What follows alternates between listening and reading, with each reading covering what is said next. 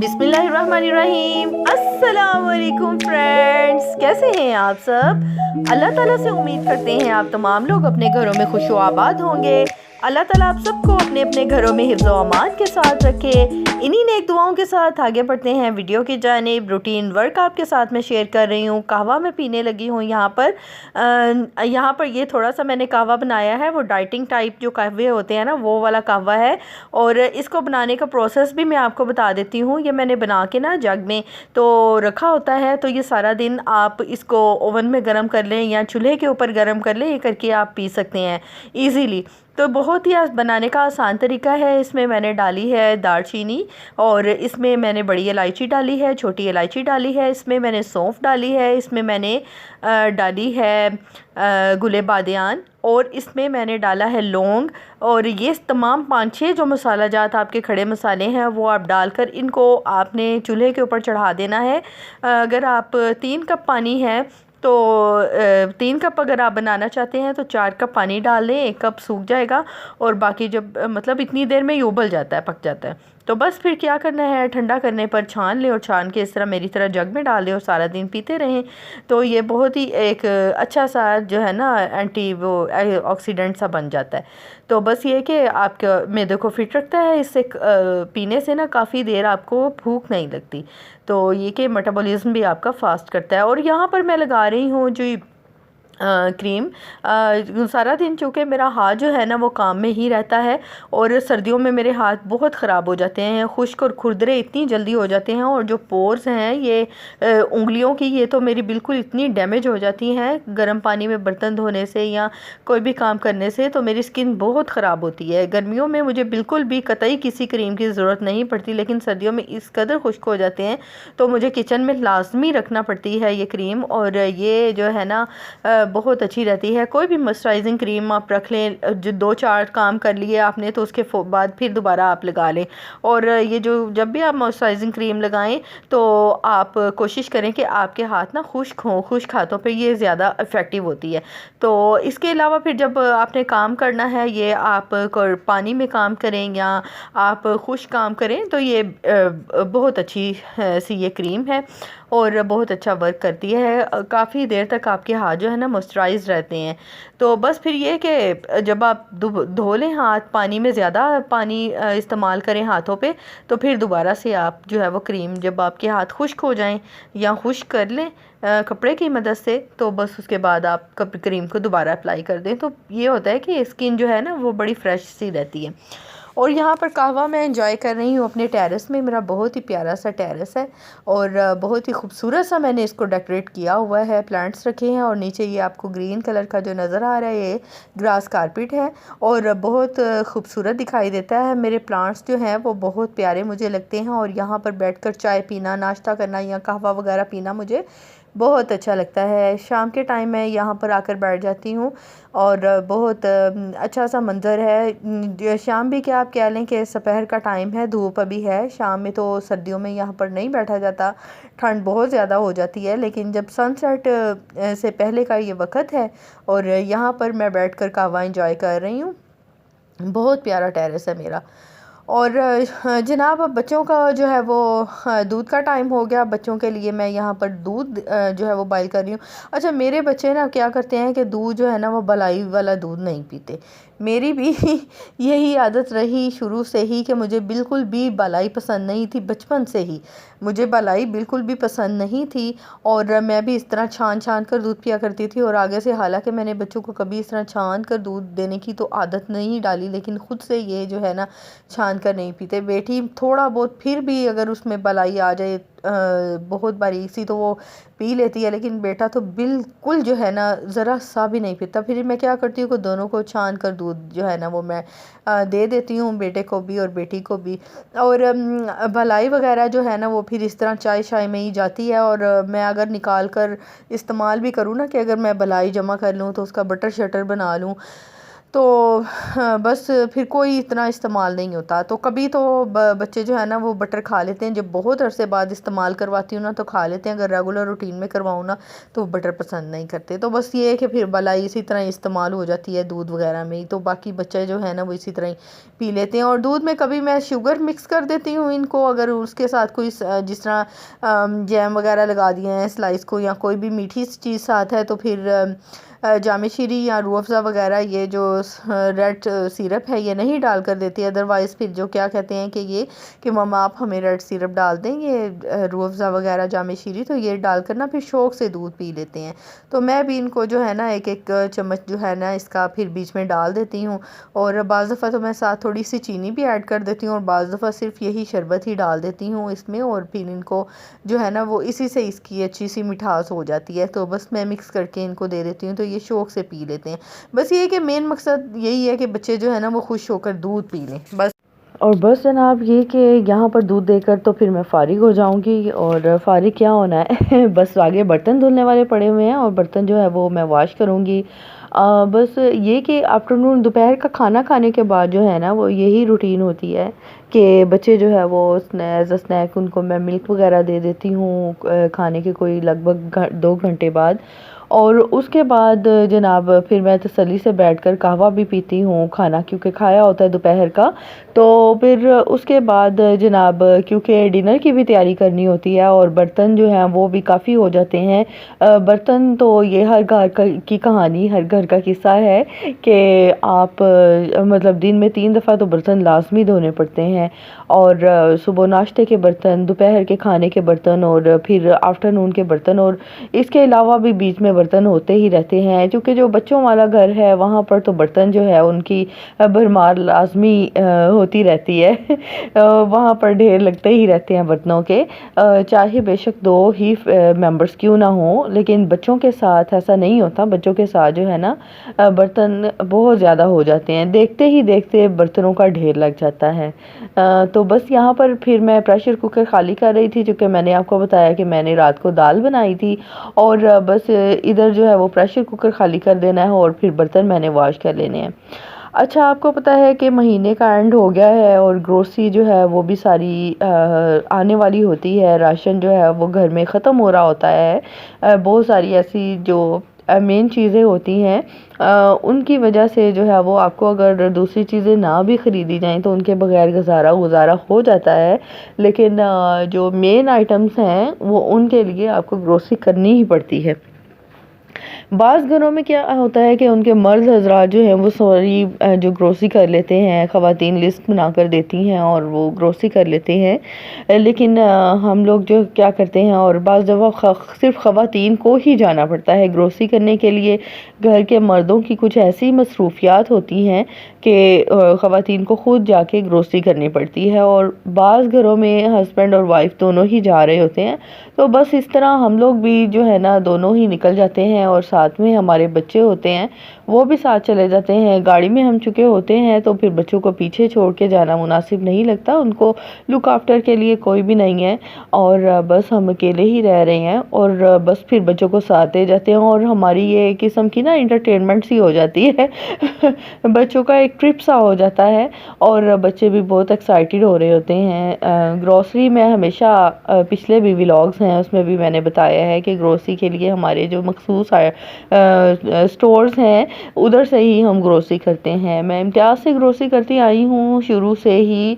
कराची मेरी जो रिहाइश थी, पहले कराची थी, कराची हम लोग रह कर आए हैं, और वहाँ से हम लोगों ने इम्तियाज़ से ही ग्रोसरी शुरू की। और फिर जब मैं यहाँ पर इस्लामाबाद, रावलपिंडी इस्लामाबाद शिफ्ट हुई हूँ तो मैं बहुत परेशान थी, क्योंकि 2 साल पहले यहाँ पर इम्तियाज़ वगैरह का नामो निशान भी नहीं था, और जब हमें वापस आना पड़ा तो मैं बहुत परेशान थी कि यार ग्रोसरी का क्या करेंगे। तो हस्बैंड भी कह रहे थे बस अब आप ऐसा करना कि लिस्ट बना कर दे दिया करना, और मैं ग्रोसरी कर लिया करूँगा, क्योंकि करीब में कोई भी ऐसा मेन स्टोर नहीं है जहाँ पर आप जाकर तो ग्रोसरी कर सकें या बच्चों को साथ ले जाएं। तो बस यही है कि आप वो ट्रॉली सिस्टम ख़त्म हो जाएगा और बस वो जो गट्टू सिस्टम है, थोड़ा सिस्टम है, वही शुरू हो जाएगा।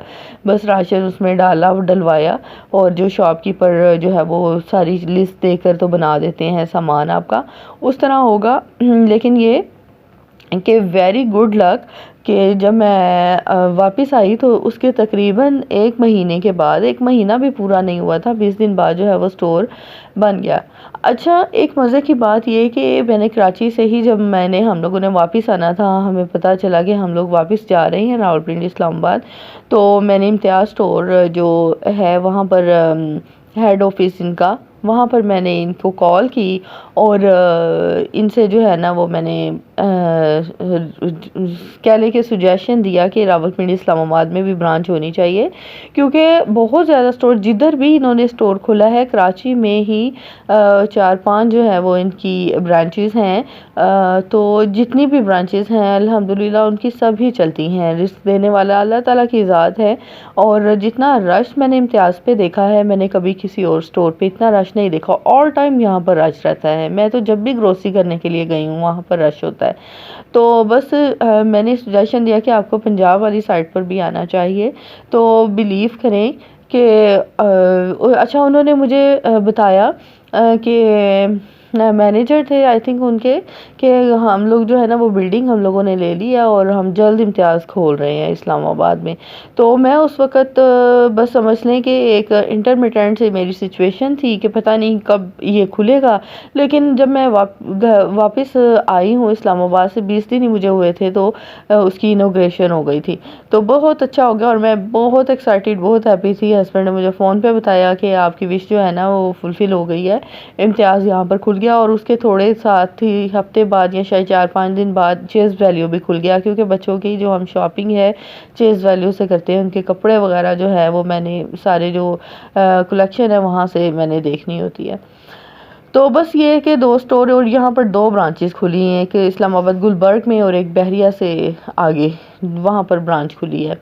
और इसके अलावा फिर अब सरगोदा में भी एक ब्रांच खुल गई है। सरगोदा चूँकि मेरा होम सिटी है और मेरा ससुराल भी उधर ही है और मेका भी उधर ही है, तो वहाँ पर भी खुल गई। अब उन लोगों को भी फ़ायदा हो गया और वहाँ पे मेरा ख़्याल है कि जितनी ब्रांचेस जो इस्लामाबाद और रावलपिंडी है, इससे ज़्यादा अच्छी जो बड़ी ब्रांच है ना वहाँ पर खुली है, क्योंकि इस तरह की पहले कोई ब्रांच थी नहीं किसी भी स्टोर की।